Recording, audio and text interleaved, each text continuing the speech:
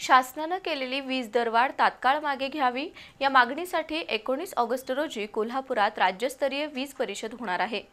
Smart मीटरसह वीज दरवाढी विरोधात व्यापारी, उद्योजक, शेतकरी, घरगुती ग्राहकांची एकजूट करून संघर्ष करणार असल्याचा इशारा महाराष्ट्र चेंबर ऑफ कॉमर्सचे अध्यक्ष ललित गांधी यांनी पत्रकार परिषदेत दिला।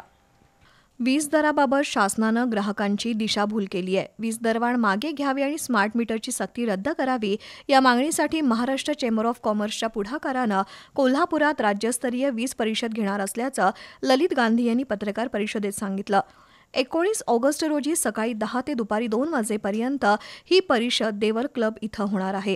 जानेवारी 2025 मध्ये महावितरणनं वीज नियामक आयोगाकडे दरवाढीचा प्रस्ताव सादर केला होता।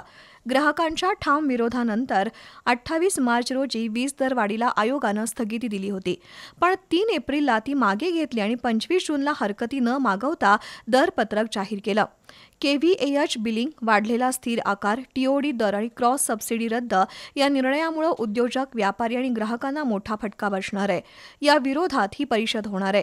ही परिषद वीज दरवाढ विरोधातील लढ्याची सुरुवात असून राज्यभरातील व्यापारी, उद्योजक, घरगुती आणि शेती ग्राहक उपस्थित राहणार आहेत असं गांधी यांनी सांगितलं। महावितरणकडून बसवलं जाणारं स्मार्ट मीटर सदोष असल्याचा आरोप कोल्हापूर चेंबरचे अध्यक्ष संजय शेटे यांनी केलाय। या परिषदेत शंतनू दीक्षित, शेखर करंदीकर, सचिन शिरगावकर यांच्यासह विविध क्षेत्रातील तज्ज्ञ मार्गदर्शन करणार आहेत। पत्रकार परिषदेला राजू शेट्टी, धनंजय दुग्गे, जयेश ओसवाल उपस्थित होते।